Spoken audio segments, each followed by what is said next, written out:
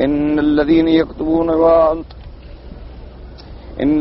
يكتمون ما أنزلنا من البينات والهدى من بعد ما بيناه للناس في الكتاب أولئك يلعنهم الله ويلعنهم اللاعنون إلا الذين تابوا وأصلحوا وبينوا فأولئك أتوب عليهم وأنا التواب الرحيم إن الذين كفروا وماتوا وهم كفار أولئك عليهم لعنة الله والملائكة والناس أجمعين خالدين فيها لا يخفف عنهم العذاب ولا هم ينذرون. قال المؤلف والمفسر رحمه الله تعالى عذاب النفع بعلومه وعلومكم في الدارين آمين إلى أن قال هذا وعيد شديد لمن كتم ما جاءت به الرسل من الدلالات البينة إلى المقاصد الصحيحة والهدى النافع للقلوب من بعد ما بينه الله تعالى لعباده في كتبه التي أنزلها على رسله. قال أبو العالية رحمه الله تعالى نزلت في أهل الكتاب كتموا صفة محمد صلی اللہ علیہ وسلم. اب ان آیات مبارکہ میں جو سورۃ البقرہ کی آیات ہیں، وعید شدید، ان لوگوں کے لیے سخت عذاب کی دھمکی ہے، ڈراوا ہے. لمن کتم ما جاءت به الرسل، جو شخص کے چھپائے ان تعلیمات کو جو اللہ کے پیغمبر لے کر آئے اور جن کے اندر واضح دلالتیں اور جن کے اندر دلوں کے نفع دینے والی ہدایتیں ہیں، وہ ان کو چھپائے اس کے بعد کہ اللہ نے ان کو کھول کے بیان فرمایا. ان کتابوں میں جو کتابیں اللہ تبارک و تعالی نے اپنے رسولوں پہ بھیجی. اس لیے حضرت ابو العالیہ رحمۃ اللہ علیہ اس آیت کی تفسیر میں فرماتی ہیں نزلت فی اہل الکتاب، یہ اہل کتاب کے بارے میں نازل ہوئی. کتموا صفت محمد صلی اللہ علیہ وسلم، جنہوں نے حضور صلی اللہ علیہ وسلم کی صفت کو چھپا دیا تھا اور بدل دیا تھا. تو ان آیات مبارکہ میں ان لوگوں کے لیے بڑی سخت وعید ہے اور سخت عذاب کی وعید ہے کہ جو لوگ حق کو چھپا لیں. اب وہ حق انبیاء کے ذریعے سے آیا امتوں کے پاس اور لوگوں نے چھپا لیا، یا اب حضور صلی اللہ علیہ وسلم کے بعد چونکہ اللہ نے نبوت کا سلسلہ ہی ختم فرما دیا ہے، تو اب تو قیامت تک جو دین کی بات پہنچے گی وہ علماء کے ذریعے پہنچے گی، کیونکہ العلماء ورثۃ الانبیاء. تو اب اگر کوئی عالم خود حق چھپائے، یعنی حالات کا شکار ہو جائے، یا اپنی نعوذ باللہ خواہشات نفس کا شکار ہو جائے، یعنی جھوٹے اقتدار حاصل کرنے کے لیے، کرسی حاصل کرنے کے لیے، دولت حاصل کرنے کے لیے، مفادات ظاہری حاصل کرنے کے لیے مسائل کو چھپا دے اور حق بات میں ایسی ایسی تعویلات کرے اور ایسے ایسے بہانے ڈھونڈے، اللہ تبارک و تعالی معاف فرمائے، کہ اللہ کے قرآن کے اور اللہ کے رسول پاک صلی اللہ علیہ وسلم کے فرمان کے احکام بدل جائیں، تو ایسے لوگوں پر بہت بڑی وعید ہے کہ دنیا میں بھی ان پہ لعنت ہے اور آخرت میں بھی ان کے لیے لعنت ہے. تو اس لیے بہرحال ایک بات یاد رکھیں، ایک ہے حق بات کا چھپانا. کیا مانا؟ مثلا تورات میں ان لوگوں کو پتا تھا کہ حضور صلی اللہ علیہ وسلم اللہ کے سچے نبی ہیں، لیکن جب ان سے کوئی پوچھتا کہ بھئی آپ لوگوں کی کتابوں میں حضور پاک صلی اللہ علیہ وسلم کا جو ذکر آیا ہے تو آپ تو عالم ہیں تورات و انجیل کے، تو آپ نے دیکھا ہے کہ یہ اللہ کے نبی سے؟ وہ کہ نہیں جی فرق ہے. تو اس نے اس صفت کو چھپا دیا. اسی طرح ایک ہوتا ہے مسئلے کا چھپا دینا، کہ جیسے حضور صلی اللہ علیہ وسلم نے جب رجم کے بارے میں فیصلہ کیا اور یہود کے علماء سے پوچھا کہ بھئی تمہاری کتاب میں تورات میں زانی کی کیا سزا ہے اگر شادی شدہ ہو، تو انہوں نے کہا کہ جی ہماری کتابوں میں تو بس اتنی سزا ہے کہ بھئی اس کا منہ کالا کر دیں، اس کو گدھے پہ بٹھا دیں اور بازار میں پھرا دیں، بس اس کی بے عزتی مقصود ہے. مقصود تو اس کی بے عزتی ہے. حضور نے فرمایا کہ نہیں، تورات اللہ کی کتاب ہے اور اس میں بھی رجم ہے۔ انہوں نے کہا کہ نہیں، آپ نے فرمایا کہ کتاب لے آؤ۔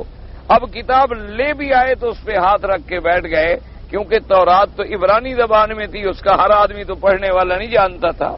حضور صلی اللہ علیہ وسلم کے زمانے میں تو عربی زبان ہو گئی، اور تورات جو ہے وہ عبرانی زبان میں تھی، اور پہلی کتابیں جو ہیں بعض عبرانی میں تھیں اور بعض سریانی میں تھیں۔ تو عبداللہ ابن السلام رضی اللہ تعالیٰ عنہ نے عرض کیا حضور اس کو کہو ہاتھ اٹھائے۔ جب ہاتھ اٹھایا تو آیت الرجم موجود تھی۔ یہ ہے مسئلے کا چھپانا، کہ کسی کے لیے مسئلہ بدل دیا جائے۔ اللہ تبارک و تعالی معاف کرے اور اللہ تبارک و تعالی رحمت فرمائے۔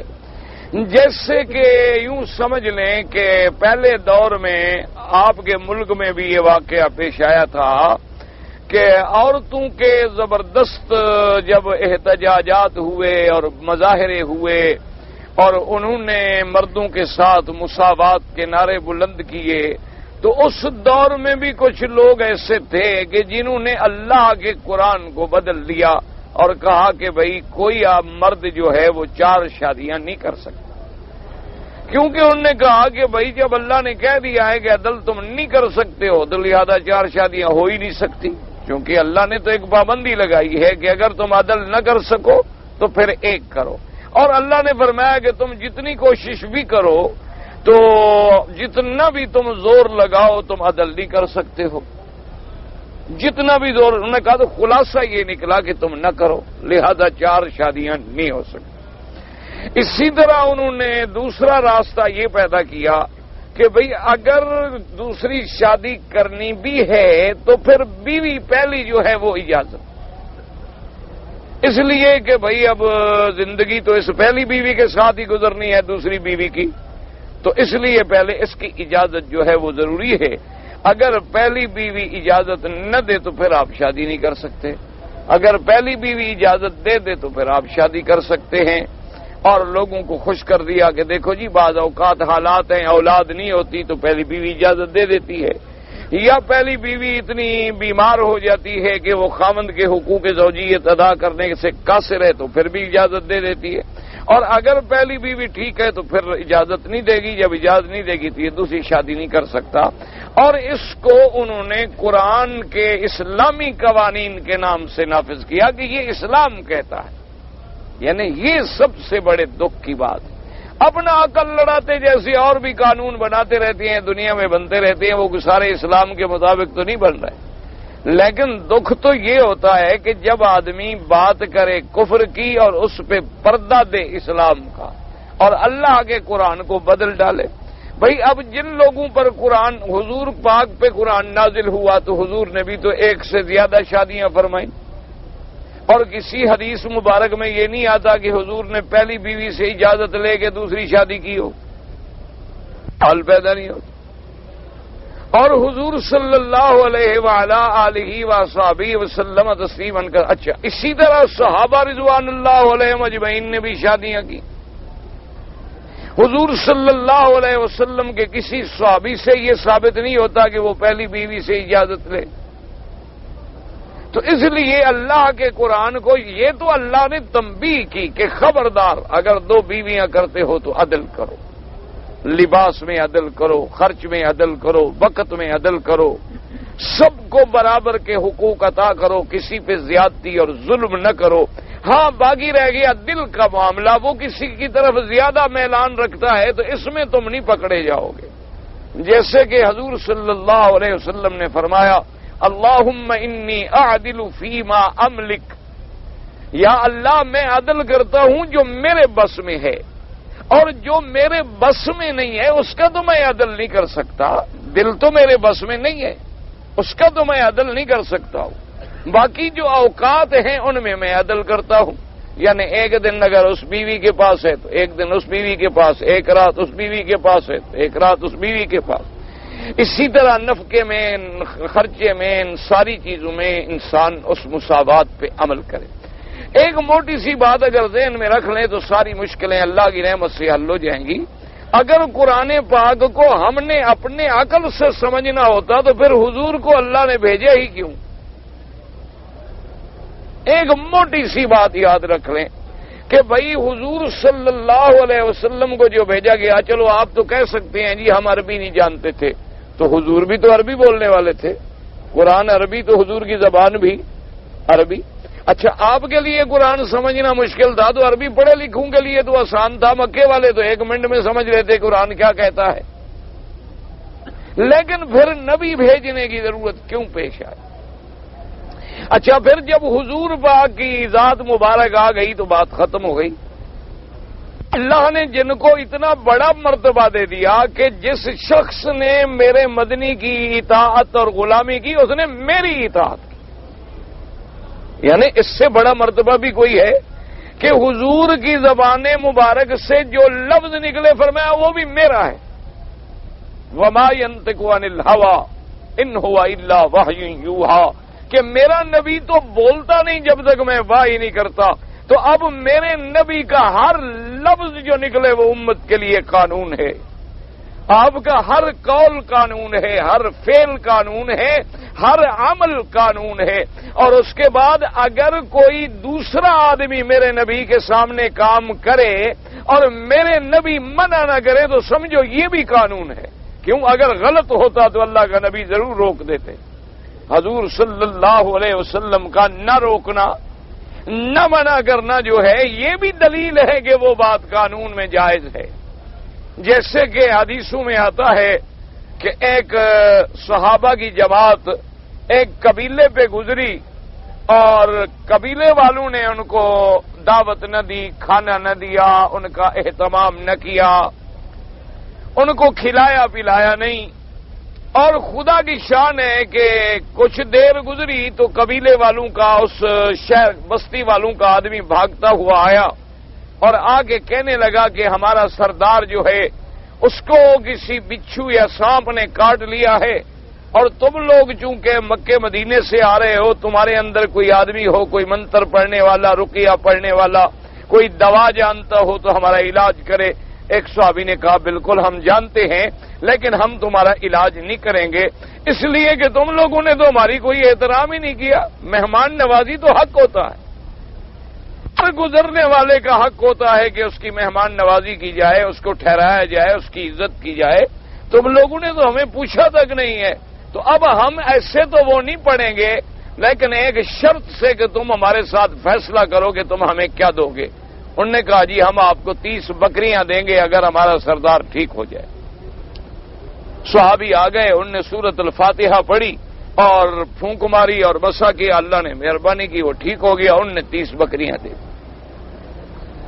حضور صلی اللہ علیہ وسلم کی خدمت جب واپس آ گئے صحابہ تو بعض صحابہ نے کہا کہ بھئی ہم استعمال نہیں کرتے، کیوں؟ پتہ نہیں یہ حلال ہیں، پتہ نہیں یہ حلال نہیں ہیں، اس لیے حتی ناتی رسول اللہ صلی اللہ علیہ وسلم، حضور کی خدمت میں آ جائیں، حضور سے پوچھیں گے اور جیسے حضور فیصلہ فرمائیں گے اس پہ عمل کریں گے۔ حضور کی خدمت میں آ گئے، حضور صلی اللہ علیہ وسلم نے فرمایا کہ بھائی تم نے جو پڑھا ما یدریک انہا رقیۃ، تمہیں کیسے پتہ چلا کہ بھئی یہ فاتحہ پڑھنے سے آدمی ٹھیک ہو جائے گا؟ تو یہاں آگے روایت میں لفظ آتی ہیں کہ ولم ینہا، حضور نے منع نہ کیا، حضور نے صرف اتنی پوچھا کہ بھئی تم نے جو فاتحہ پڑھ لی اور فاتحہ میں خیر آ گئی، ٹھیک ہو گیا، شفا ہو گئی، لیکن تم کو کیسے پتہ چلا کہ فاتحہ پڑھنے سے بیماری ٹھیک ہو جائے گی؟ اور حضور نے اس کو منع نہ فرمایا۔ اب منع نہ فرمایا تو وہ بھی دین کا ضابطہ بن گیا کہ بھئی اگر کوئی بیمار ہے اس پہ اگر کوئی آدمی قرآن کی آیات پڑھے، اس پر کوئی آدمی فاتحہ پڑھے، سورۃ المعوذتین پڑھے اور اس کو پھونک دے، اللہ شفا دے دیں تو یہ جائز ہے۔ اگر منع ہوتا تو حضور منع فرما دیتے۔ اچھا اسی طرح پھر حضور صلی اللہ علیہ وسلم نے فرمایا کہ کلوا معکم وَاضْرِبُوا لِي مَعَكُمْ بِالسَّحْمٍ او کما قال النبی صلی اللہ علیہ وسلم۔ حضور نے فرمایا بھی دیکھو تمہیں جو بکریاں ملی ہیں نا کھاؤ، اور اگر تمہارے پاس وہ بکریاں باقی ہوں تو بھی میرا بھی حصہ ڈال دو، مجھے بھی دو اس میں سے۔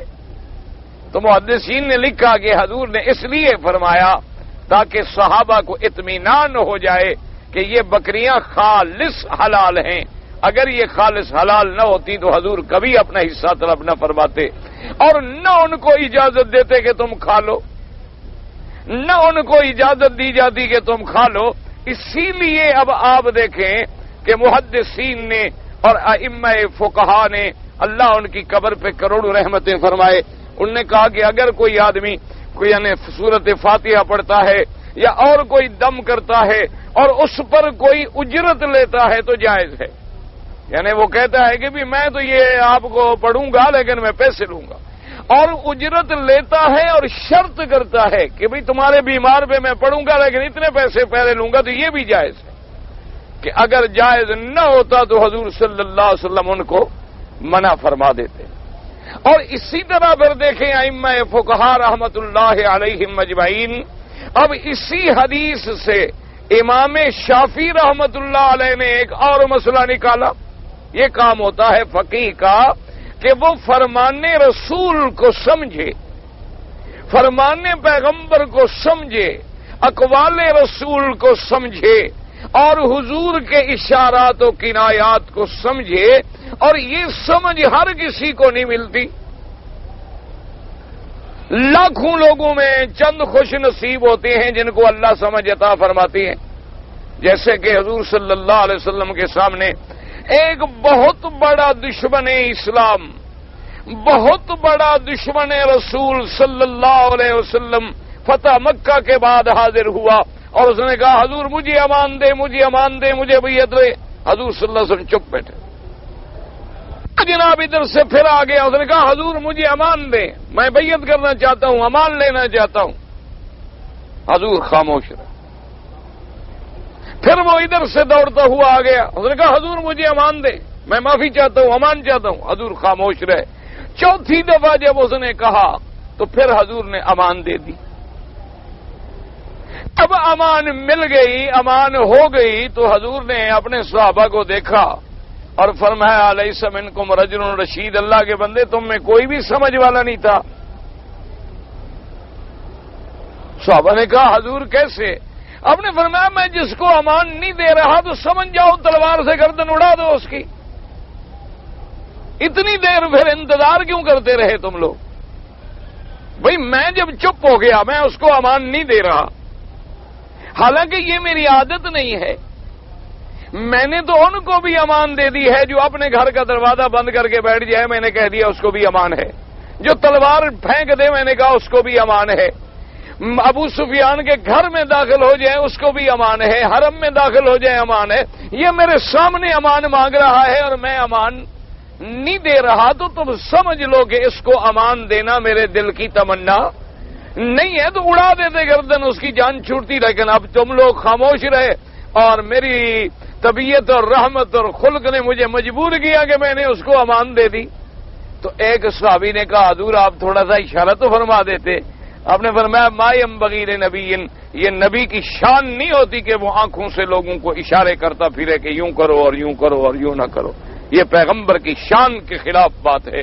بس تم سمجھ لیتے تو سمجھ لیتے، نہیں سمجھ سکے ہو تو کوئی بات نہیں، تمہاری دماغ میں یہ بات نہیں پہنچی، تمہاری فہم میں یہ بات نہیں آئی، تو اس لیے بات کا سمجھنا۔ صحابہ میں بھی چند لوگ تھے جو حضور کی باتوں کو سمجھتے تھے، اور اسی طرح تابعین میں بھی چند لوگ تھے جو دین کے سمجھنے والے تھے۔ اسی طرح اللہ نے ائمہ پیدا فرمائے جنہوں نے دین کو سمجھا، جنہوں نے فرمان رسول کو سمجھا، جنہوں نے حضور کے اشارات و کنایات کو سمجھا، اور ایک ایک حدیث مبارک سے انہوں نے مسائل کا استنباط کیا۔ ان کو کہتے ہیں فقہا۔ اللہ تبارک و تعالیٰ ان کی قبر پہ کروڑوں رحمتیں فرمائے، اور یہی قرآن کا حکم ہے۔ اگر فقہ نہیں ہے تو سمجھو وہ آدمی محروم ہے۔ اللہ فرماتے ہیں لیتفقہوا فی الدین، کہ دین کے اندر سمجھ پیدا کرو۔ اب دیکھو مسئلہ تھا کہ بھی ایک آدمی نے بیمار پہ فاتحہ پڑھی، وہ ٹھیک ہو گیا، حضور نے کہا پڑھنا بھی جائز، اور اس پر جو تم لوگوں نے بکریاں لی ہیں وہ لینا بھی جائز۔ اب امام شافعی رحمت اللہ علیہ نے مسئلہ نکالا، انہوں نے کہا کہ دیکھو بھائی اگر یہ جائز ہے تو پھر جو لوگ بچوں کو قرآن پڑھاتے ہیں، قرآن پڑھانے پر اگر اجرت لی جائے تو وہ بھی جائز۔ اس لیے کہ اس نے بھی تو فاتحہ پڑھی تھی نا، فاتحہ بھی تو قرآن ہے۔ اگر اس پر اجرت لینا جائز ہے تو یہاں تعلیم قرآن پر اجرت لینا بھی جائز ہے۔ تو امام شافعی رحمۃ اللہ علیہ نے یہ مسئلہ یہاں سے استنباط کیا، لیکن امام ابو حنیفہ رحمۃ اللہ نے کہا کہ نہیں،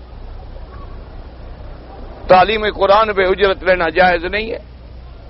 انہوں نے کہا اس کی وجہ یہ ہے کہ اس بارے میں تو اور کوئی حدیث نہیں آئی، لیکن جو لوگ تعلیم قرآن پہ اجرت لیتے ہیں یا قرآن کے مسائل پہ معاوضے لیتے ہیں، ان کی تو مذمت قرآن میں بھی موجود ہے اور حدیث رسول میں بھی موجود ہے۔ اللہ کے نبی نے منع کیا کہ قرآن بیچ دیں، لہذا وہاں نہی کی حدیثیں موجود ہیں، یہاں نہی کی حدیثیں موجود نہیں ہیں۔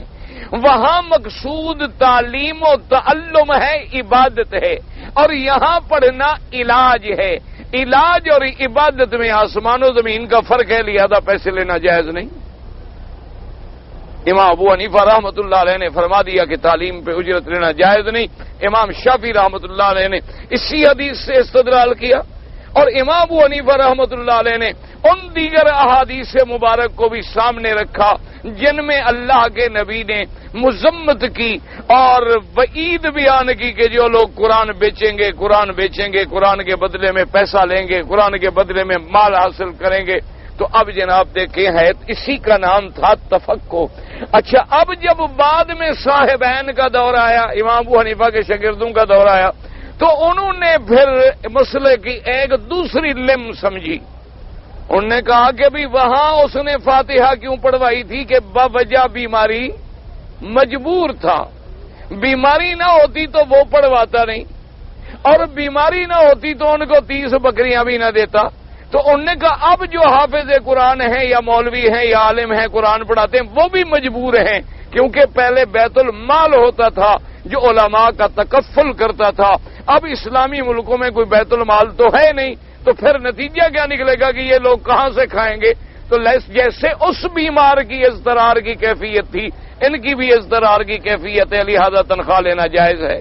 ایسا نہ ہو کہ وہ حرام کھاتے رہیں، ایسا نہ ہو کہ وہ بیچارے اگر آپ تنخواہ نہیں دیں گے تو پھر کہاں سے کھائیں گے؟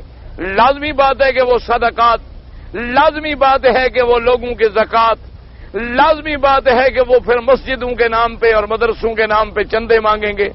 اگر اس طرح بھی آپ قابو میں نہ آئے تو پھر وہ 11ویں شریف منوائیں گے، پھر عرس شریف منوائیں گے، پھر کل شریف پڑھوائیں گے، پھر ختم شریف پڑھوائیں گے، پھر ختم صغیر کبیر کی قسمیں بنائیں گے۔ روٹی تو کھانی ہے نا انہوں نے بھی، کیونکہ ان کے تکفل کرنے والا کوئی آدمی نہیں ہوتا۔ تو اس لیے علماء متاخرین نے پھر اسی جواز کا فتویٰ دیا۔ تو اب تمام ائمہ کے نزدیک جواز کا فتویٰ آ گیا، لیکن سب نے سامنے کس کو رکھا؟ حدیث رسول پاک۔ تو اب جناب بات کہنے کا، اتنی لمبی تمہید کا مقصد کیا تھا؟ ایک ہے مسئلے کو چھپانا، یہ بھی لعنت ہے، اور ایک ہے اللہ کے دین کو بدل دینا، مسئلے کو بدل دینا۔ جیسے آج کل آپ کو پتا ہے منصوبہ بندیوں کا زمانہ ہے، تو اب جناب ایک ڈاکٹر صاحب ہیں، پہلے زمانے میں مولوی علماء ہوتے تھے، اب ڈاکٹر ہوتے ہیں، کیونکہ اب دین کا بھی آپریشن کرنا پڑتا ہے، اس لیے وہاں بھی ڈاکٹری کی ضرورت ہو گئی ہے۔ اس لیے وہاں جو سب سے بڑا اعزازی ڈگری ہے وہ ڈاکٹر ہے، وہ بھی اپنے آپ کو ڈاکٹر کہلواتے ہیں کہ جی اس نے ڈاکٹریٹ کیا ہے حدیث میں، اس نے کیا ہے تفسیر میں، اس نے کیا ہے فقہ میں، اس نے کیا۔ تو ایک ڈاکٹر صاحب ہیں، انہوں نے بھی لکھا ہے کہ جی منصوبہ بندی جو ہے بچوں کا روکنا، بالکل یہ تو ٹھیک ہے۔ بھائی کیوں ٹھیک ہے؟ انہوں نے کہا بخاری شریف میں حدیث ہے، اور حضور کے زمانے میں یہ چیز موجود تھی اور حضور نے منع نہیں کیا۔ کیا وہ حدیث موجود ہے؟ انہوں نے کہا جی ایک حدیث میں ہے کہ صحابہ کہتے ہیں کہ ہم عزل کیا کرتے تھے اور حضور کا زمانہ تھا، یعنی اشارہ یہ ہوا کہ اگر یہ چیز منع ہوتی تو حضور منع فرما دیتے۔ عزل کا ماننا کیا ہوتا ہے؟ عزل کہتے ہیں کہ اگر میاں بیوی ملے تو آخر وقت میں پانی جو ہے یعنی وہ باہر ضائع کر دیا تاکہ حمل نہ ٹھہرے، اس کو کہتے ہیں عزل۔ اس نے کہا جناب یہ حدیث موجود ہے، لہذا اب اسی کی جدید شکل ہے کہ عورت کے اندر ٹیوب رکھ دیتے ہیں، یا مردوں کے لیے انہوں نے کوئی چیزیں بنائی ہیں، یا چھوٹا موٹا آپریشن ہو جاتا ہے، یا گولیاں ہیں، یا انجیکشن ہے، جو بھی بلا ہے، اب یہ ایک نئی چیز ہے، ورنہ مقصد تو وہی ہے نا جی، مقصد جو ہے وہ تو وہی ہے کہ بھئی عزل ہو گیا اور بچہ پیدا نہ ہوا۔ تو انہوں نے کہا یہ دیکھو جی بخاری شریف میں ہے اور دیگر حدیثوں میں ہے اور بالکل ٹھیک ہے، ہونا چاہیے۔ اور اسی طرح اس نے کہا کہ امام شافعی رحمۃ اللہ علیہ نے بھی کہا ہے کہ ذالک ادنی اللہ تعولوا، اس کا معنی یہ ہے کہ اگر تم زیادہ بچے پیدا کرنا نہیں چاہتے ہو تو پھر ایک شادی کرو۔ تو انہوں نے کہا امام شافعی رحمۃ اللہ علیہ کا ایک تفسیر میں یہ قول مبارک بھی ہے، تو لہذا کوئی آدمی زیادہ بچے پیدا کرنا نہ چاہتا ہو، چاہنا نہ چاہنا تو پھر ہمارے ہاتھ میں ہے نا۔ تو ہمیں تو نظر آ رہا ہے کہ آگے ہمارے حالات بہت خراب ہیں، آبادی بڑھ رہی ہے اور ہماری جو ضروریات ہیں وہ کم ہوتی جا رہی ہیں، تو لہذا لازمی بات ہے کہ 20 سال بعد 50 سال بعد اس پوری دنیا میں ایک ایسا قید پڑ جائے گا کہ ہم لوگ مر جائیں گے۔ اس سے بہتر ہے کہ ہم پہلے بچے روکیں تاکہ معاملہ ہمارے کنٹرول میں رہے۔ تو انہوں نے جناب بخاری شریف کی یہ حدیث پیش کر دی اور امام شافعی رحمۃ اللہ علیہ کا ایک قول بھی پیش کر دیا۔ اب ایک آدمی جب بیچارہ اخبار پڑھتا ہے، اب اس غریب آدمی کو، ہر آدمی کو کیا پتا ہوتا ہے کہ بخاری شریف کی اس حدیث کا کیا مطلب ہے؟ اور یہ عزل جو تھا یہ حرہ عورتوں سے تھا، باندیوں سے تھا، ایک خاص ضرورت کے تابع تھا یا مطلق اجازت تھی، یہ کس کو پتا ہے؟ یہ تو کسی کو پتا نہیں۔ حالانکہ وہ ایک خاص ضرورت تھی جس میں صحابہ نے عزل کیا۔ وہ ضرورت بھی یہ تھی کہ مثلا جنگ میں انہیں باندیاں ملی، انہوں نے کہا کہ بھی اگر ہم نے عزل نہ کیا تو باندی کا حمل ٹھہر جائے تو ہم اگر اس کو پھر فروخت کرنا چاہیں گے تو قیمت نہیں ملے گی، حاملہ لڑکی ہے، اور اگر ہم فروخت نہ بھی کرنا چاہیں تو ہماری خدمت بھی نہیں کر سکتی، وہ تو خود اپنے بچے کو جاری سنبھالے گی، وہ تو ہے کنیز تو ہے ہماری خدمت کے لیے۔ ایک خاص ضرورت تھی، اور دوسرا یہ تھا کہ اگر حمل ہو گیا اور یہ ہمارے بچے کی ماں بن گئی تو پھر ام الولد ہو جائے گی، پھر اس کو آزاد کرنا ہوگا۔ تو اب جناب احرار کے مسائل اور تھے، کنیزوں کے مسائل اور تھے، اور اس کے بعد پھر ایک حدیث مبارک میں آ گیا، حضور نے منع فرما دیا، فرمایا خبردار جو نطفہ اللہ نے مقدر کیا ہے وہ پیدا ہو کے رہے گا، آپ نے منع کر دیا۔ تو اب وہ حدیث مبارک کا سارا مسئلہ ہی ختم ہو گیا جب نہ آ گئی حضور پاک سے۔ تو اب سابقہ حدیث کا حوالہ دے کر مسلمانوں کو گمراہ کرنا جو ہے یہ اسی طرح ہے جیسے آج کوئی ایک حدیث مبارک میں سے یہ واقعہ نقل کرے کہ سیدنا حمزہ نے شراب پیا ہوا تھا اور نشے کی حالت میں بیٹھے ہوئے تھے اور حضرت علی کی اونٹنیاں انہوں نے کاٹ ڈالی۔ یہ واقعہ تو بالکل ٹھیک ہے اور حدیثوں میں موجود ہے، لیکن یہ اس زمانے کی بات ہے جب شراب حرام نہیں ہوا تھا۔ اب اس حدیث کو سامنے رکھ کے کوئی کہے کہ دیکھو جی اگر حضرت حمزہ کے گھر میں شراب ہے، اگر سیدنا حمزہ رضی اللہ تعالیٰ عنہ شراب پیتے ہوئے نشے میں آ کے سیدنا علی رضی اللہ تعالیٰ عنہ کی اونٹنیوں کو ذبح کر دیا اور اونٹنیوں کے کوہان کاٹ کے کباب بنانے شروع کر دیے، اور سیدنا علی کرم اللہ وجہہ رضی اللہ تعالی عنہ وارضا سیدنا علی حضور کی خدمت میں گئے کہ یا رسول اللہ صلی اللہ ما فعل بی حمزہ رضی اللہ عنہ، دیکھیں سیدنا حمزہ رضی اللہ تعالی عنہ نے میرے ساتھ کیا کر دیا ہے۔ تو اب یہ بات اس زمانے کی ہے جب شراب حرام نہیں ہوئی تھی۔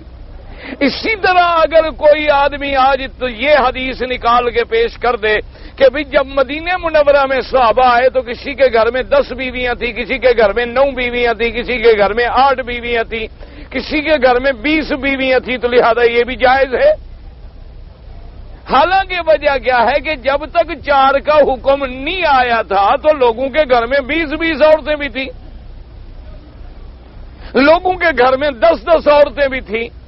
جب اللہ نے حکم دے دیا کہ فَانْكِحُوا مَا طَابَ لَكُم مِّنَ النِّسَاءِ مَثْنَىٰ وَثُلَاثَ وَرُبَاع، جب یہ آیت نازل ہوئی حضور نے فرمایا میرے صحابہ جتنی عورتیں تمہارے گھروں میں ہیں جن 4 کو رکھنا چاہتے ہو رکھ لو اور باقی ختم.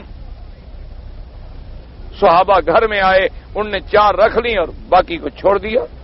تو اب اگر وہ کوئی پہلی حدیث نکال کے دکھاتا رہے تو لوگوں کو یہ کہا جائے گا نا دیکھو جناب یہ تو بخاری شریف میں لکھا ہوا ہے، دیکھو جناب یہ تو مسلم شریف میں لکھا ہوا ہے، دیکھو جناب یہ تو ترمذی شریف میں لکھا ہوا ہے. اب اگر کوئی عیسائی اور کوئی نصرانی یا کوئی یہودی آپ کو وہ حدیثیں نکال کے دکھا دے کہ آپ کے نبی بیت المقدس کی طرف نماز پڑھتے تھے، وہ کہے دیکھو جی اللہ کا نبی ہمارے کعبے کی طرف نماز پڑھتا تھا، تم لوگ ادھر کیوں پھر گئے ہو، یہ دیکھو تمہاری کتابوں میں لکھا ہوا ہے. یہ بھی دنیا میں اللہ کے دین کو بدل کے دھوکہ دینے کی بات ایک.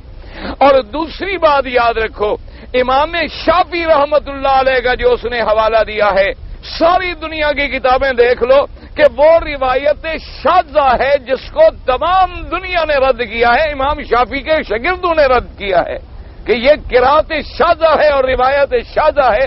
اس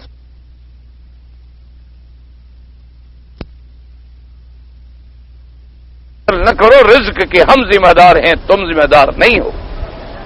وہی بالکل بعین ہی دیکھو اللہ نے 1400 سال پہلے قرآن میں یہ آیت اتار دی. تم تو آج فکر کر رہے ہو نا کہ بھوکے مریں گے اور بچوں کو مارو کہ ہمیں روٹی نہیں ملے گی. اللہ نے فرمایا نحن نرزقہم وإیاکم، ان کو بھی ہم رزق دیتے ہیں اور تم کو بھی ہم رزق دیتے ہیں. اللہ تبارک و تعالی نے اور حضور نے دوسری حدیث میں فرما دیا کہ جو لوگ عزل کرتے ہیں، یعنی عزل کرنا جو ہے یعنی عین ٹائم پہ اپنے آپ کو بیوی سے علیحدہ کر لینا کہ حمل نہ ٹھہرے، آپ نے فرمایا یہ بھی وعد خفی ہے. آپ نے فرمایا وعد خفی. وعد خفی کا کیا معنی؟ ایک وعد تو وہ ہے کہ بچی پیدا ہو گئی اور مار دیا، جیسے جاہلیت میں تھا نا کہ جب بچی پیدا ہو جاتی تھی تو اس کو جا کے قتل کر دیتے تھے زندہ درگور کا. یہ بھی وعد تھا. اس لیے قرآن کہتے ہیں اذا الموءودۃ سئلت بأی ذنب قتلت، کہ قیامت میں وہ موعودہ اللہ کے آگے سوال کرے گی کہ مولا ان ظالموں سے پوچھو کہ میں نے کیا گناہ کیا تھا کہ مجھے قتل کیا گیا. تو حضور نے فرمایا جیسے وہ وعد ہے کسی کا زندہ درگور کرنا قتل ہے، یہ حمل روکنا بھی اسی کا ایک حصہ ہے. فرمایا یہ بھی گویا ایک قتل ہے.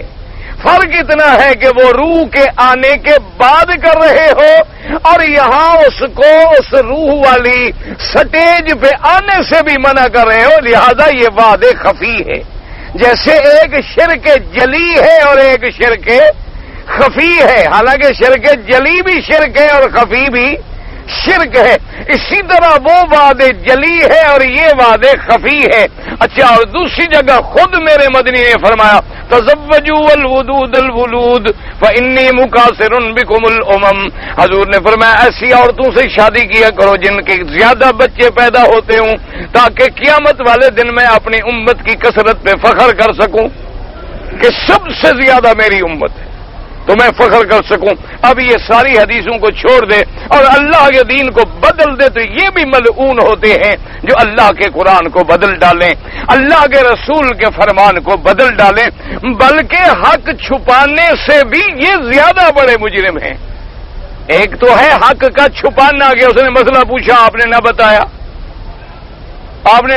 اور اس لیے نہ بتایا کہ بھائی کرسی چلی جائے گی، عہدہ چلا جائے گا، وظیفہ چلا جائے گا، لہذا جو ہے جناب مسئلہ چھپا لو اور مسئلہ جو ہے بدل ڈالو کسی کو راضی کرنے کے لیے.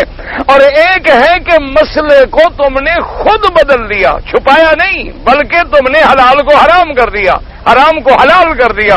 یہ تو اور کفر کی حدوں کو پہنچ گیا. اللہ تبارک و تعالی آپ کو بھی اور مجھے بھی ایسے مسائل سے اور ایسے احوال سے محفوظ رکھیں. حق کا چھپانا ایک ہوتا ہے. اچھا، حق کا چھپانا کیا ہے؟ 2 وجہ سے ہوتا ہے. ایک حق کا چھپانا ہوتا ہے لالچ سے. لالچ سے حق کا چھپانا ہے. کیا مانا؟ مثلا مجھے ایک آدمی تنخواہ دیتا ہو اور وہ آ کے کہے کہ مولوی صاحب میرے 2 لڑکے ہیں اور ان میں ایک جو ہے نا جی میرا بڑا فرما بردار ہے، میرا بڑا خدمت گزار ہے اور بڑا ہی شریف ہے، 24 گھنٹے میری غلامی میں، اور ایک جو ہے نا حضرت میرا نافرمان ہے، میں اس کو جائیداد سے محروم کرنا چاہتا ہوں، ٹھیک ہے نا جی؟ ہاں جی بالکل ٹھیک ہے بادشاہ، جو آپ کا نافرمان ہے اس کو کیا کہ آپ کی جائیداد لے؟ کہ بھئی اگر میں نے اس کے منشے کے مطابق فتویٰ نہ دیا تو مجھے کہا کہ مولوی صاحب جاؤ فی امان اللہ، ہم اور مولوی رکھ لیں گے۔ ہمارے والد صاحب رحمۃ اللہ علیہ فرماتے تھے جب وہ اپنے دیہات میں آئے، وہ فرماتے تھے جو ذمہ دار ہمیں لے آیا وہ بھی فوت ہو گئے، اللہ ان کی قبر پہ رحمت کرے، تو جو لے آیا ذمہ دار بہت بڑا سردار تھا، ذمہ دار تھا، وہ بھی بلوچ تھا، تو کہتے ہیں جمعہ کا دن تھا اور چھوٹی سی مسجد ہوتی تھی اور مسجد کے دروازے پہ شیشم کے درخت تھے پرانے، تو اس کے نیچے جب میں پہنچا 10 بجے یعنی جمعہ سے 2-3 گھنٹے قبل، تو وہ ریچھ اور کتوں کی لڑائی کرا رہا تھا، یعنی ریچھ باندھے ہوئے تھے، کتے باندھے ہوئے تھے، یہ ان کی بڑے کتے لڑاتے ہیں، ریچھ لڑاتے ہیں اور خنزیر سے لڑاتے ہیں، عجیب عجیب تماشے ہیں، آپ نے بھی سنے۔ ویسے حالانکہ یہ الزام مولویوں کو دیتے ہیں کہ مولوی لڑاتے ہیں، حالانکہ مولوی نہیں لڑاتے، بٹیرے تم لڑاتے ہو، کتے تم لڑاتے ہو، ریچھ تم لڑاتے ہو، خنزیر تم لڑاتے ہو، یہ مولویوں کو بھی تم لڑاتے ہو، مولوی نہیں لڑاتے غریب بیچارے۔ مولوی کیسے؟ تم نے آئے ایک مسئلہ پوچھے، مولوی صاحب یہ کیسی بات ہے؟ دوسرے مولوی یہ پہ کاند ہے، اچھا نہیں یار دوسرے مولوی کو پوچھو۔ تو اب لڑا کون رہا ہے؟ وہ جو درمیان میں ہے، منافق بنا ہوا ہے، ادھر کچھ کہتا ہے ادھر کچھ کہتا ہے، ورنہ وہ غریب کیوں لڑائیں؟ لڑاتے وہ ہیں آ کے اپنی ضرورت کے مطابق مسئلے پوچھتے ہیں اور ضرورت کا جواب نہ ملا یا جواب پسند نہ آیا پھر دوسرے کے پاس چلے گئے، اس نے کچھ کہا، انہوں نے کہا نہیں جی وہ مولوی صاحب ایسے کہہ رہے تھے، انہوں نے کہا یار نہیں ایسے نہیں، اور نے کہا وہ تو آپ کو گالیاں دے رہے تھے، کہہ رہے تو جاہل ہے، اس سے نہ پوچھا کرو مسئلہ، اب لڑا دیا۔ یہ کام سارے جو ہیں اللہ کی رحمت سے آپ لوگ کرتے ہیں، ورنہ مولوی کو کیا پڑی ہے کہ لڑائے؟ اس کو لڑانے میں کیا ملے گا؟ اس کا تو نقصان ہے لڑانے میں، اس کی تو دکانداری ہے، اس کے تو گاہک ٹوٹیں گے، اس کی جمعہ میں غیر آبادی ہوگی، رونق نہیں ہوگی، مجلس نہیں ہوگی، جلسہ نہیں بھرے گا، وہ کیوں لڑائے گا؟ تو اب جناب بہرحال وہ فرماتے ہیں کہ میں جب آیا تو جمعہ کا وقت تھا، میں نے تقریر کی تو میں نے کہا یہ ان کے خلاف تقریر کی ہے، کتے لڑانے والے اور ایسے ویسے۔ جب جمعہ ختم ہو گیا تو انہوں نے اپنے نوکر کے ذریعے کھانا بھی بھیجا اور 20 روپے یا پتہ نہیں 10 روپے، اللہ جانے پرانی بات ہے، وہ بھی بھیجے کہ مولوی صاحب سے کہہ دو کہ جناب یہ آپ کا کرایہ ہے، آپ جہاں سے تشریف لائے ہیں مہربانی کر کے آپ جائیں، ایسا مولوی ہمیں نہیں چاہیے جو ہمیں تقریر کرے۔ ہم تو مولوی لائے تھے جو ہماری تعریف کرے، لوگوں کو تو تقریر کرے، لیکن ہمارے بارے میں تو کہے کہ سبحان اللہ، سردار سے سبحان اللہ، ماشاءاللہ جناب یہ تو پہنچے ہوئے ہیں، ان پر تو بزرگوں کا سایہ ہے، ماشاءاللہ یہ تو بالکل اللہ والے ہیں، کبھی نماز نہیں پڑھتے، صرف تھوڑے سے بے ایمان ہیں، ویسے آدمی بہت اچھا ہے۔ ہمیں تو ایسا مولوی چاہیے کہ مرشد ما ہما صفت و موصوف است ولیکن ذرہ بے ایمان است۔ کسی نے پوچھا کہ تمہارے پیر کا کیا حال ہے، اور نے کہا میرا پیر بڑا پہنچا ہوا، بس تھوڑا سا بے ایمانی کرتا ہے کبھی کبھی، ویسے ہے میرا پیر پہنچا ہوا۔ تو اب جناب والد صاحب کہتے ہیں بھی ہمیں جواب مل گیا، ہم نے کہا ٹھیک ہے اللہ کی مرضی۔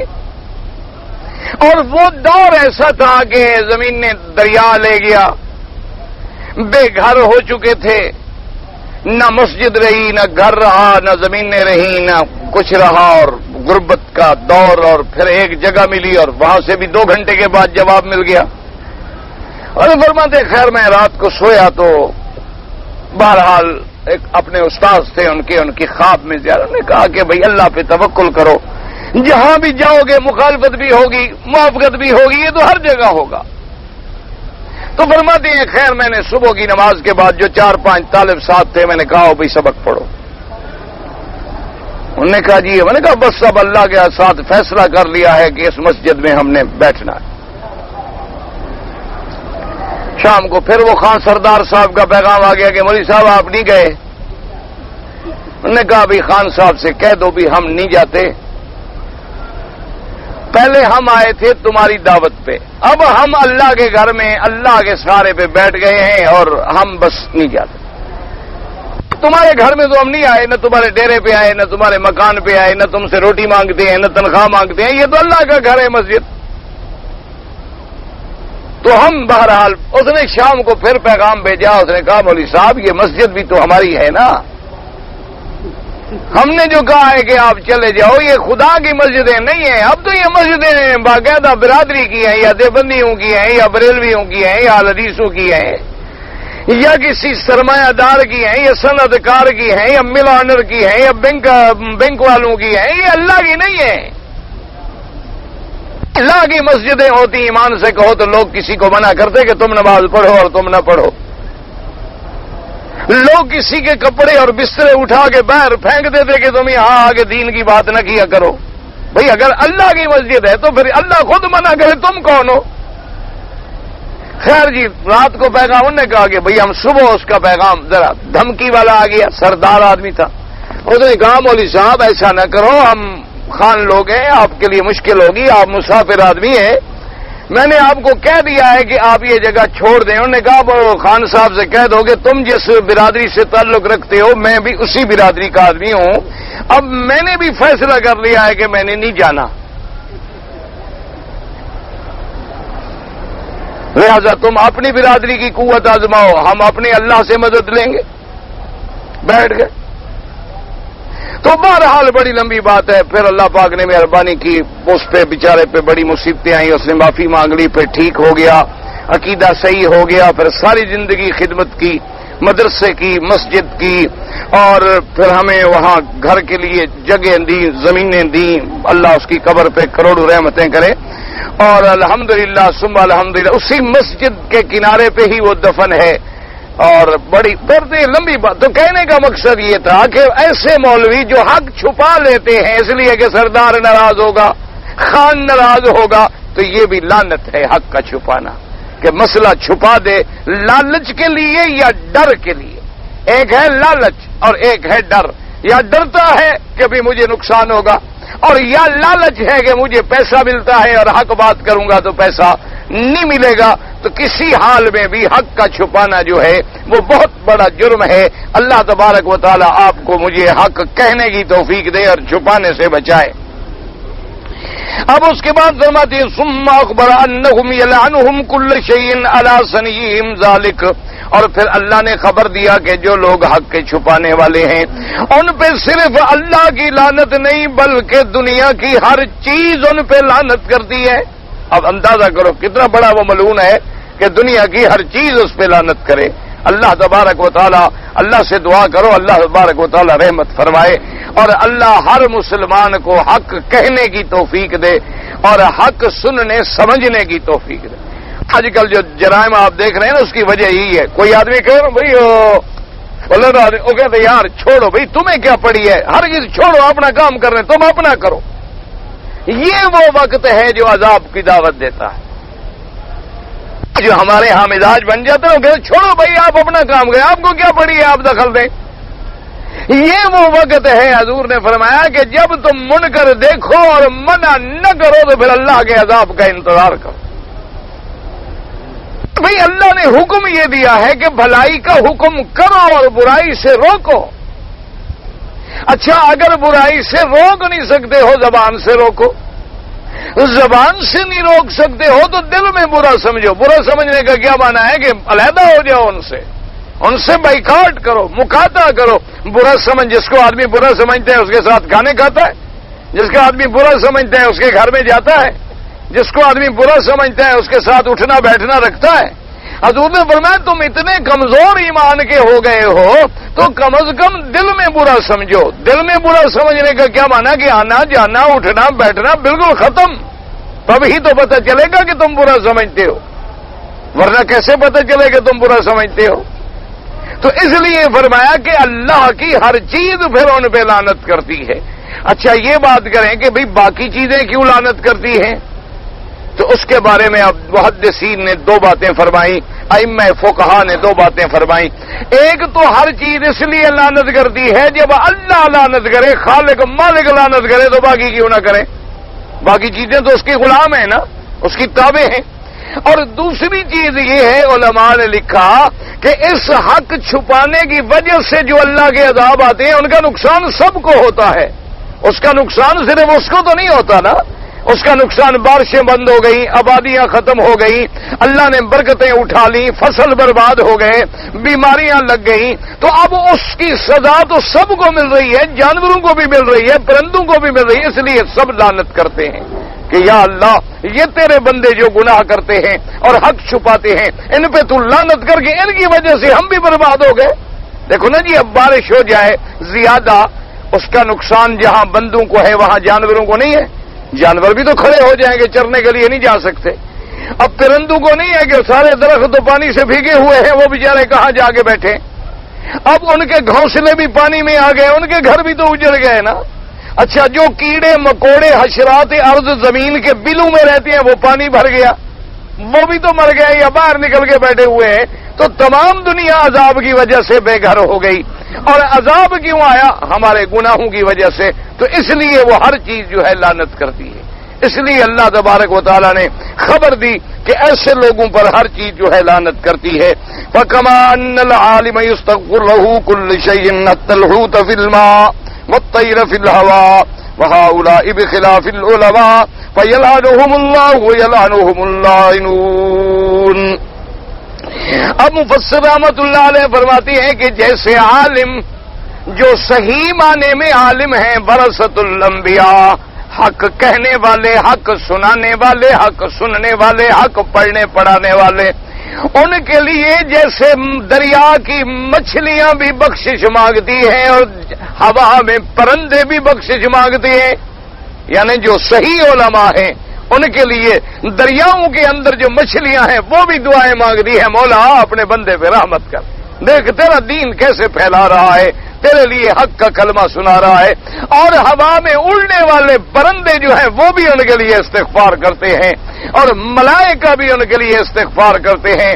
اور اسی لیے میرے پاک نبی نے فرمایا کہ ایک عالم کی فضیلت ایک عابد پہ ایسی ہے، فرمایا جیسے میری شان ایک ادنا صحابی کے مقابلے پہ، یعنی جیسے ایک ادنا صحابی میرے شان کا مقابلہ نہیں کر سکتا، اسی طرح ایک بڑے سے بڑا عابد جو ہے وہ کسی عالم کا مقابلہ نہیں کر سکتا. ایک عالم جیسے علماء نے لکھا ہے کہ اگر 70,000 عابد ہو تو ایک عالم جو ہے وہ شیطان پہ زیادہ بھاری ہوتا ہے، کیونکہ عابد ان کی اصلاح کرے گا جو اس کی خدمت میں آئیں گے، اس کی صحبت میں بیٹھیں گے، اور عالم تو ایک دن میں لاکھوں آدمیوں کو حق کی بات پہنچا دے گا. اسی لیے حدیث میں آتا ہے، روایات میں آتا ہے کہ عالم اگر نیند بھی کر رہا ہو اللہ فرماتا ہے عبادت کا ثواب دو اس کو، اس کی نفلی عبادت لکھتے چلے جاؤ، کیونکہ نیند کرے گا، آرام کرے گا تو قرآن حدیث پڑھائے گا، قرآن حدیث کو سمجھے گا. تو اللہ تبارک و تعالیٰ نے جیسے یعنی علماء حق کو یہ مقام دیا ہے، علماء سو پہ اتنی عذاب ہے جو حق کے چھپانے والے ہوتے ہیں.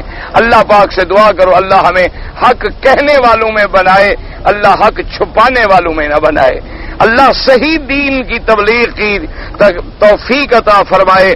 اللہ تبارک و تعالی ہر مسلمان کو صحیح عمل کرنے کی توفیق عطا فرمائے. وما علینا الا البلاغ. کہتے جی اچھا ہوا دانت کے ساتھ سونا لگانا جائز ہے. اب کیا مطلب ہے اس بات میں؟ بھائی یہ تو حضور کا حکم ہے، تم مذاق بناؤ گے تو خود کفر پہ جاؤ گے. اگر تم اسے مذاق سمجھتے ہو تو اللہ کے دین کی مذاق اڑا رہے ہو، اور دین کا مذاق اڑانا کفر ہے. سمجھ آ گئی بات؟ سونا پہننا مرد کے لیے حرام ہے.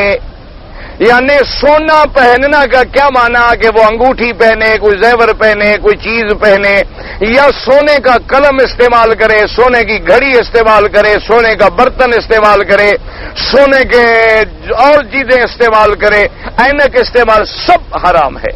لیکن دانت کیوں جائز ہے؟ وہ وہی مسئلہ آ گیا ضرورت کا کہ جیسے ایک صحابی کا ناک کٹ گیا جنگ میں، تو اس زمانے میں ابھی یہ سرجری اتنی ایڈوانس نہیں تھی کہ وہ پلاسٹک سرجری کرا لیتا. اس زمانے میں تو بس وہ ایک پترا شترا سا بنا کے باریک سا یہاں ایسے لگا دیتے تھے کہ بس کچھ ہوا رکی رہے. تو اس نے چاندی کا ایک پترا بنوا کے یہاں ایسے لگا دیا. چند دنوں میں بدبو ہو گئی. تو اس نے پوچھا لوگوں سے کہ اس کا کیا ہوگا. انہوں نے کہا کہ بھئی آپ کوئی دھات بھی بنا لیں اس میں بدبو ہو جائے گی, صرف سونا ایسی دھات ہے جس میں بدبو نہیں ہوتی. تو اس نے حضور صلی اللہ علیہ وسلم سے پوچھا تو آپ نے فرمایا ٹھیک ہے جائز, لگوا لو. تو اس نے پھر سونے کا جا کے پتھر لگوا لیا. تو اسی سے محدثین و فقہاء کرام نے سمجھا کہ جیسے ناک والی جگہ پہ بدبو کا احتمال ہے, یہ تو منہ کے اندر ہے, یہاں تو اور زیادہ بدبو کا احتمال ہے کہ ہر چیز آپ نے یہاں سے کھانی ہے اور یہیں سے معدے کے اندر جانی ہے. تو لہذا اگر کوئی دانت لگوا لے تو کوئی حرج نہیں. یہ تو حدیث ہے. آپ اگر کسی اللہ کے رسول کے فرمان پہ طنز کریں گے تو اس وقت سے ڈریں کہ کہیں اللہ کا عذاب نہ آئے. ایک ہوتا ہے اللہ کے نبی پہ یقین رکھنا ہے کہ دمشق میں بڑے عالم گزرے ہیں بہت بڑے, ان کی نظر جو تھی وہ نابینا ہو گئے. نابینا ہو گئے آخری عمر میں, بڑھاپے میں نابینا ہو گئے. انہوں نے حدیث میں پڑھا تھا کہ الکمات شفاء للعین او کما قال النبی. فرمایا الکمات من اپنے فرمایا کہ ہاں من المن, کہ حضور نے فرمایا کما کہتے ہیں جسے آپ کہتے ہیں نا اپنی پنجابی زبان میں کھمبی.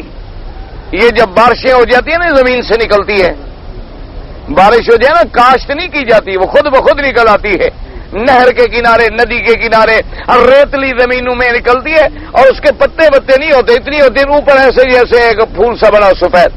اور یہ بھی یاد رکھو کہ سفید اگر یہ سرخ ہو تو پھر یہ زہر ہے, اس کا کھانا موت کا ذریعہ ہے. اگر سفید رنگ ہو تو حضور نے فرمایا اس کا پانی جو ہے وہ آنکھوں کی بیماری کے لیے شفا ہے, یعنی اس کا پانی نکال لو اور قطرے ٹپکاؤ آنکھ میں. تو اس عالم نے کہا کہ بھئی ڈھونڈو, مہربانی کرو وہ کما جو ہے ڈھونڈ کے لے آؤ. تو وہ لے آئے. اس نے کہا اس کا پانی نکالو. تو کسی نے کہا کہ حضرت یہ ضروری تو نہیں کہ اس کا پانی تو حضور نے فرما دیا, پتہ نہیں اور دواؤں میں ملا کے ڈالا جاتا ہو, سرمے میں ملا کے ڈالا جاتا ہو کیا ہو. اس نے کہا بھئی اس بات کو چھوڑو, میرے نبی کا فرمان ہے, بس میرا ایمان ہے. تو انہوں نے وہ ڈالنا شروع کیا, اللہ نے آنکھیں واپس کر دی. حضرت ابی ہریرہ رضی اللہ تعالیٰ عنہ کی ایک باندی تھی, اس کی نظر ختم ہو گئی. تو انہوں نے فرمایا کہ وہ لے آؤ 3 کما پکڑ کے. وہ لے آئے. انہوں نے کہا اس کو نچوڑو, اس کو صاف کرو, صاف کر کے صاف پاک کپڑے میں باندھو, پانی میں رکھو, پھر اس کا پانی نکالو. پانی نکالا, فرمایا اس باندی کو آنکھوں میں ڈالا کرو. آنکھوں میں ڈالا, وہ ٹھیک ہو گئی. اللہ نے اس کی نظر بحال کر دی. تو ایک ہوتا ہے فرمان رسول پہ ایمان رکھنا, اس کا یہ فائدہ ہے, اور ایک ہوتا ہے طنز کرنا کہ حضور نے فرمایا جو آدمی امام سے پہلے سر اٹھا لے نماز میں, یعنی ابھی امام نے اللہ اکبر نہیں کیا, وہ پہلے چلا گیا سجدے میں تھا, ابھی امام نے اللہ اکبر نہیں کیا, اس نے پہلے گردن اٹھا دی. اللہ کے نبی نے فرمایا جو ایسا کرتا ہے اللہ اس کے چہرے کو گدھا کا چہرہ بنا دے. ایک آدمی کے دماغ میں آ گیا کہ بھئی حضور نے ایسے کہہ دیا ہوگا ہمیں ڈرانے کے لیے, ہمیں کہ ہم ایسی غلطی نہ کریں ورنہ اب انسان کوئی گدھا تھوڑا بن جاتا ہے. اس نے عمدن نماز سے سر اٹھایا, اللہ نے اس کے چہرے کو گدھے کا چہرہ بنا دیا. اس لیے ہمیشہ یاد رکھا کریں کہ کبھی بھی کسی حضور کے فرمان پہ یا جو چیز اسلام میں, دین میں, قرآن میں, حدیث میں اور اہل حق علماء کی زبان پہ آئے, اگر سمجھ میں نہ آئے لیکن طنز نہ کرنا, کہیں اللہ کے عذاب کا شکار نہ ہو جاؤ. اللہ تبارک و تعالیٰ سے توبہ کریں, اللہ تبارک و تعالیٰ سے استغفار کریں. ایک بات سمجھ نہیں آئی پوچھ لو, کسی اور عالم سے پوچھ لو جہاں تمہاری تسلی ہو. لیکن ایک ہے کہ فرمان رسول پہ طنز کرو, جیسے کہ حضور نے فرمایا کہ اگر کوئی آدمی اپنی عورت کے ساتھ کسی کو نعوذ باللہ زنا کرتے ہوئے دیکھے تو 4 گواہ لے آئے اور گواہی دیں. تو صحابی غصے میں آ گئے. انہوں نے کہا حضور میں اپنی بیوی کے ساتھ زنا ہوتا ہوا دیکھوں اور میں گواہ ڈھونڈنے کے لیے جاؤں تاکہ یہ بدبخت زنا کر کے بھاگ جائے, یہ بغیرتی میں کیسے برداشت کر سکتا ہوں. حضور نے فرمایا کیا کہہ رہے ہو, میں تم سے زیادہ غیرت والا ہوں, اللہ مجھ سے بھی زیادہ غیرت والا ہے. صحابی کہتے ہیں میں گھر آیا اور مجھے واقعہ پیش آ گیا. یوں بس منہ سے بات نکلی اللہ نے امتحان میں ڈال دیا. جیسے کہ سیدنا امیر المؤمنین عمر رضی اللہ تعالی عنہ ثانی الخلفاء وزیر النبی المصطفیٰ رضی اللہ تعالی عنہ وارضا، اللہ کے کروڑوں سلام ہوں اور رضا ہو حضرت عمر فاروق پہ. آپ بیٹھے ہوئے تھے کہ ایک آدمی آیا، آپ نے پوچھا کہ تمہارا نام کیا ہے؟ اس نے کہا کوئلہ.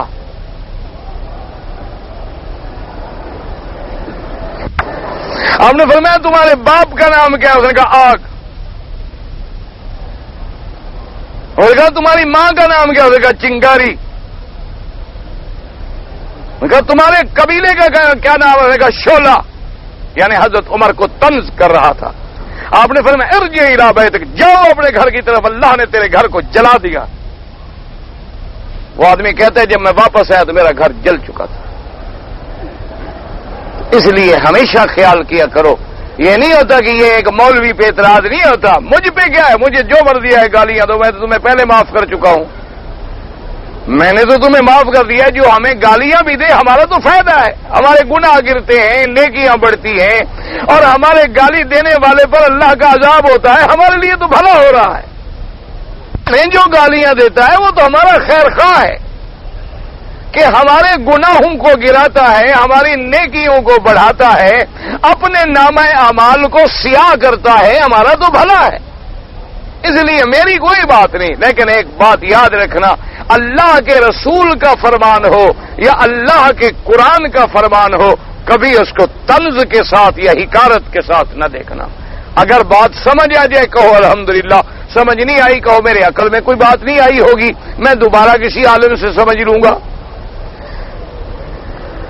ابی ہوا کو شیطان نے جنت کے اندر داخل ہو کے دھوکہ دیا تھا یا باہر سے؟ تو جب ہم جنت میں جائیں گے تو اماں سے پوچھ لیں گے. ہاں جی، جب ہم دعا کرو اللہ ہمیں جنت میں لے جائے، کیوں ارادہ نہیں ہے؟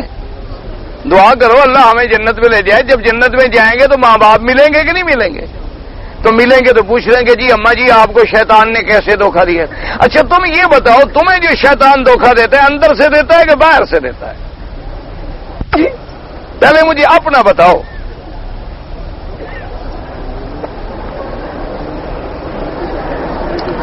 تمہیں شیطان ملتا ہے؟ تعلقات ہیں، السلام علیکم، جان پہچان، کوئی تعارف شارف، یا تیرے دل میں وسوسہ کہیں بھی ہو ڈال لیتا ہے تو وہاں بھی اسی طرح ڈال لیا. فوسوس لہم الشیطان، قرآن کہتا ہے فوسوس لہم الشیطان لیبدی لہما، کہ شیطان نے ان دونوں کے دلوں میں وسوسہ ڈالا. تو جیسے تیرے دل میں وسوسہ ڈالنے کا اللہ نے اس کو استدراجی قوت دی ہے، اسی طرح آدم و حوا کو بھی وسوسہ ڈالنے کا اس نے جو ہے اپنا ڈال دیا. اب اس میں بحث کی کیا ضرورت ہے کہ وہ سانپ میں گھس گیا تھا، سانپ جنت میں چلا گیا تھا، تم سانپ کو نہیں آنے دیتے ہو گھر میں، فرشتے اللہ کے دیکھتے رہے اور سانپ جنت میں پھرتا رہا. ایسے اسرائیلی روایات ہیں ساری. ایک مولوی صاحب عمرے کی نیت کے بغیر ویزا لے کے سیدھا مکے میں آ گیا، عمرہ وغیرہ نہیں کیا. وہ کہتا ہے کہ امام صاحب کی ہر بات کو ماننا ضروری نہیں ہے. یہ تو امام کی بات تو نہیں ہے میرے بھائی. مولوی صاحب سے کہو اللہ ہدایت دے، میقات امام نے نہیں بنائے. وقت رسول اللہ صلی اللہ علیہ وسلم 5 مواقیت، یہ میقات جو مقرر کیے ہیں جہاں سے عمرے کا احرام باندھنے کا حکم ہے، یہ رسول پاک نے بنائے، کسی امام نے نہیں بنائے. یہ آپ کو غلط فہمی ہے. اچھا حضور پاک جب آئے ہیں مدینہ منورہ سے احرام باندھا کہ نہیں باندھا؟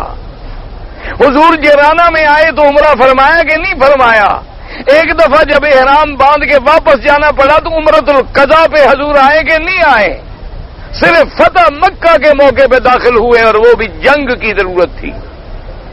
بات کو سمجھیں. اس لیے کسی امام پہ غصہ نہ کرو میرے بھائی، امام تو غلام ہے محمد مصطفیٰ کے.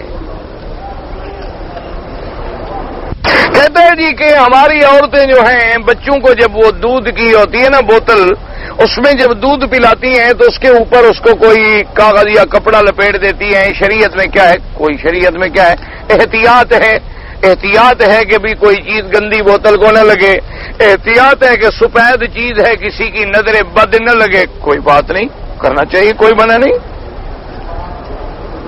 ایک جماعت جا رہی ہے انڈونیشیا دین کے لیے، ان کے سلام، اللہ ان کی قدم قدم پہ نصرت فرمائے. مدد فرمائیں، اللہ ہر دین کی جماعت کی قدم قدم پہ نصرت فرمائیں۔ ہم تو صرف دعا ہی کر سکتے ہیں بھائی، اور تو کسی کام کے ہے نہیں۔ دنیا کی محبت سے بچنے کا طریقہ کیا ہے؟ دنیا کی محبت سے بچنے کا طریقہ یہ ہے کہ دین کی طرف رغبت رکھو، نماز، روزہ، حج، زکوٰۃ اور اللہ کے رسول سے زیادہ محبت رکھو۔ جب دین سے زیادہ محبت کرو گے تو دنیا سے خود بخود چھٹکارا ملتا جائے گا۔ دیکھو نا، آپ اپنے آپ کو جدھر مصروف کرو گے ادھر ہی آپ جائیں گے۔ اپنے بھائی کی لڑکی کو شادی کرنا جو ہے، بھائی کا لڑکی کو پتہ نہیں کس کا شادی کرنا، خود کرنا چاہتے ہو بھتیجی سے، وہ تو جائز نہیں ہے، اپنے بیٹے کی کر سکتے ہو۔ قرآن پڑھ کے بھول جانا بہت بڑا گناہ ہے، توبہ کرو اور دوبارہ یاد کرنا شروع کر دو، یاد ہو نہ ہو تم لگے رہو۔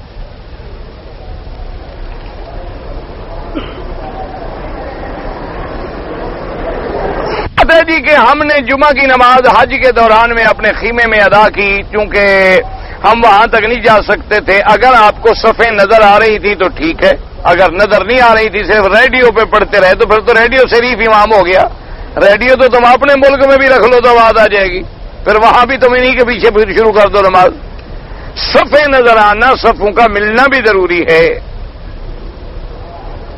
ایک دوست نے کہا کہ جبل رحمت پہ چڑھنا ضروری ہے، خالص بدعت ہے، بالکل شریعت کے خلاف ہے۔ میرے ایک بھائی کی عمر 50 سال ہے، ہم اس کو کہتے ہیں کہ بھائی داڑھی رکھو، وہ کہتے ہیں یار ابھی دیر ہے، ابھی داڑھی رکھنے کی عمر نہیں آئی، بس دعا کرو اللہ ہدایت دے۔ ویسے یاد رکھو 40 سال کی عمر جب ہو جائے جاءکم النذیر، تو سمجھو کہ ڈرانے والا آ گیا۔ اگر آدمی پھر بھی نہ ڈرے تو اللہ معاف کرے، پھر عاقبت کا خطرہ ہوتا ہے۔ دعا کرو اللہ پاک اس کو بھی اور ہمیں بھی ہدایت دے۔